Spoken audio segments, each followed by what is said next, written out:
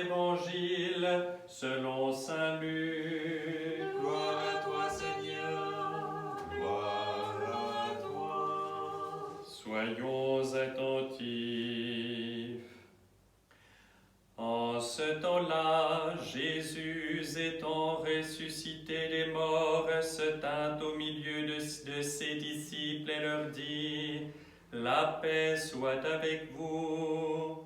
Saisis de stupeur et d'effroi, ils s'imaginèrent voir un esprit.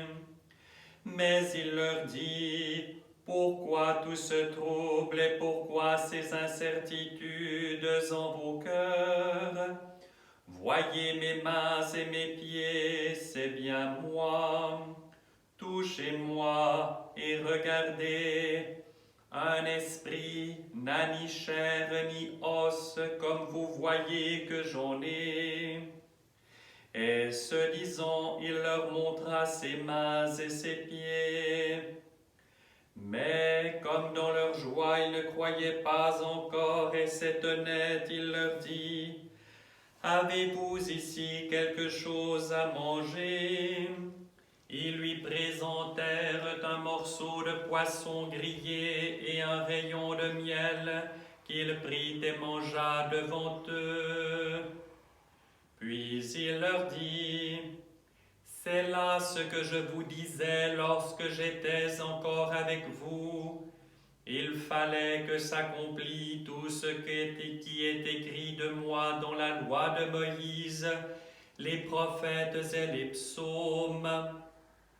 Alors il leur ouvrit l'esprit pour leur faire comprendre les Écritures et il leur dit : Ainsi est-il écrit et ainsi fallait-il que le Christ souffrit, qu'il ressuscita des morts et qu'à toutes les nations, à commencer par Jérusalem, fussent prêchées en son nom la repentance et la rémission des péchés. De cela, vous êtes témoins. Et moi, je vais envoyer sur vous ce que mon Père a promis. Vous autres, demeurez dans la ville jusqu'à ce que vous soyez revêtus de la force d'en haut. Puis il les conduisit vers Béthanie, et levant les mains, il les bénit. Or, tandis qu'il les bénissait, il se sépara d'eux et fut enlevé au ciel. Quant à eux, s'étant prosternés devant lui, ils revinrent à Jérusalem en grande joie. Et ils étaient constamment dans le temple, louant et bénissant Dieu. Amen. Gloire à toi, Seigneur. Gloire à toi.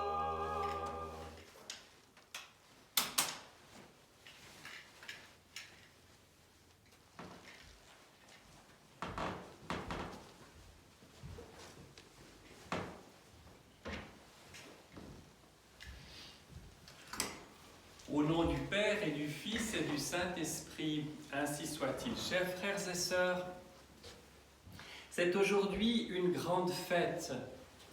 Nous avons eu le temps, durant le temps pascal, cette grâce et ce temps d'ailleurs donné pour véritablement intégrer dans nos cœurs, dans tout notre être, si vous voulez, cette grâce extraordinaire de la résurrection du Christ, qui donne sens à toute notre foi. Maintenant, nous commémorons cette ascension au ciel du Christ. Et de manière très humaine, nous pourrions imaginer que les apôtres ont dû être dans une forme d'inquiétude ou de tristesse. Et pourtant, saint Luc, nous venons de l'entendre, dit bien qu'ils étaient dans une grande joie. Et cela peut paraître paradoxal. Souvenez-vous quelle terreur les habitait au moment de la Passion et les jours qui ont suivi. Et quelle surprise, au fond, a été la leur lorsque le Christ est apparu pour la première fois. Et nous comprenons tout ce sens de ces 40 jours qui sépare la résurrection du Christ de l'ascension, durant laquelle le Seigneur non seulement est apparu beaucoup de fois aux 12 et à différents disciples, et en quantité, il y a eu quantité de témoins, et c'est ce qui a permis par ailleurs, c'est une des raisons qui a permis que la foi puisse se diffuser de manière aussi extraordinaire et de manière aussi solide. Et bien durant ces 40 jours, non seulement le Christ est apparu à ses disciples, comme je le disais à maintes fois, il a mangé avec eux, mais surtout, il les a instruits, il les a préparés, il les a rendus forts, si vous voulez, pour accomplir cette mission extraordinaire qui allait être la leur à partir de Pentecôte. Et le Seigneur ne les abandonne pas. Il leur promet cette force d'en haut qui leur fera toujours ressouvenir ce qu'ils ont vécu, ce qu'ils ont entendu, ce dont ils ont été les témoins, et les fortifiera pour accomplir cette mission, pour que, quelles que soient les difficultés et tribulations, persécutions, non seulement ils restent fermes dans la foi, mais qu'ils soient rayonnants de celle-ci. Chers frères et sœurs, il doit y avoir eu une lumière fabuleuse qui émanait du Christ ressuscité, de ce corps glorieux qu'il voit aujourd'hui s'élever vers le ciel. Et c'est une lumière dont ils n'ont pas été des témoins extérieurs, mais ils étaient dans la lumière. Cette lumière les a littéralement pénétrés dans tout leur être. Il n'y avait pas un espace en eux, un atome en eux qui ne fut littéralement transpercé par cette lumière. Et cette lumière a généré en eux, leur a donné une joie, une grande joie, comme dit l'Évangile. Et ainsi, ils ont compris que le Christ ne les abandonnait pas, qu'il serait toujours avec eux. Il n'y a plus de barrière, si vous voulez. Il n'y a plus ce mur infranchissable entre le ciel et la terre. Les disciples, les apôtres ont communié à la vie divine et ils savent que ça n'est pas un vain mot ou un encouragement pour éviter la déprime, si vous voulez, le découragement ou l'abandon, que cette parole du Christ qui les assure qu'ils seront avec eux toujours, c'est réel, parce que la vie divine leur est non seulement offerte, mais ils en vivent. Et d'une certaine façon, la nécessité pour le Christ de retourner auprès du Père est tout à fait manifeste, parce que nous ne devons jamais oublier que c'est une activité, toute notre rédemption, c'est une activité, c'est un désir, c'est un acte d'amour de la Trinité tout entière. Il n'y a pas le Christ agissant et le Père et l'Esprit Saint étant aux abonnés absents, si vous me permettez l'expression. Mais il y a comme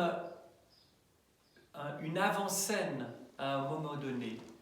Et durant tout ce ministère terrestre du Christ, jusqu'à cette ascension, à ce moment glorieux de l'ascension, eh bien, c'était le Verbe divin qui était à l'action, à la barre, si vous voulez, sans être séparé ni du Père ni de l'Esprit Saint. Et maintenant, il prend un peu de retrait pour laisser sur le devant de la scène l'Esprit Saint. Et nous sommes entrés dans l'ère de l'Esprit Saint. C'est lui qui rend présent toute l'économie du salut. C'est lui qui, toute cette économie du salut, la rend vivante, présente, agissante dans le cœur et dans la personne de tous les croyants de tous les temps. Il vous fera ressouvenir tout ce que j'ai dit. Alors, chers frères et sœurs, nous aussi, nous sommes heureux, nous sommes dans une grande joie notre cœur est transpercé par cette lumière et véritablement dans le ciel aujourd'hui. Nous attendons cette force de Pentecôte avec ardeur, avec un désir toujours aiguisé.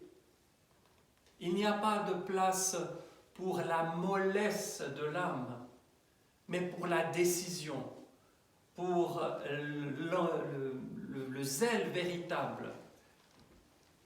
Cette marche en avant réelle, qui n'est pas de l'activisme, mais qui est cette énergie immense que le Saint-Esprit nous révèle et représente. Il y a la joie, il y a la lumière, il y a la paix. Et on dit bien que les apôtres retournant à Jérusalem étaient sans cesse dans le temple, louant Dieu et glorifiant Dieu.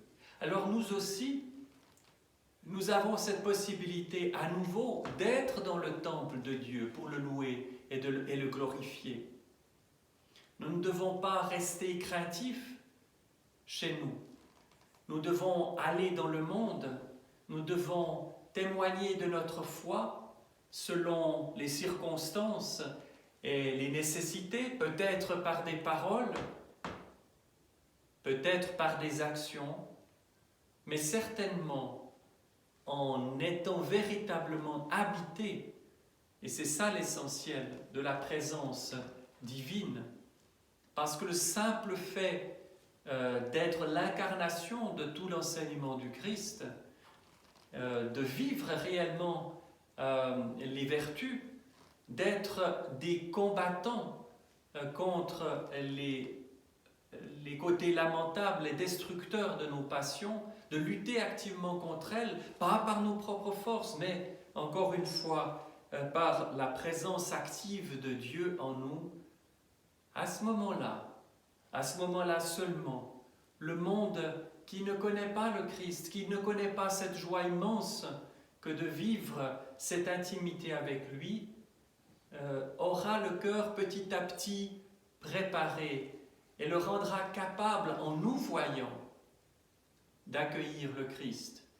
Et peut-être qu'une des leçons, il y en a tant, mais une des leçons de cette crise que nous vivons aujourd'hui, sanitaire, cette épidémie, et peut-être que cela nous oblige à chercher, à rechercher le sens de toute chose, de donner priorité aux vraies priorités, qui sont moins terrestres que célestes.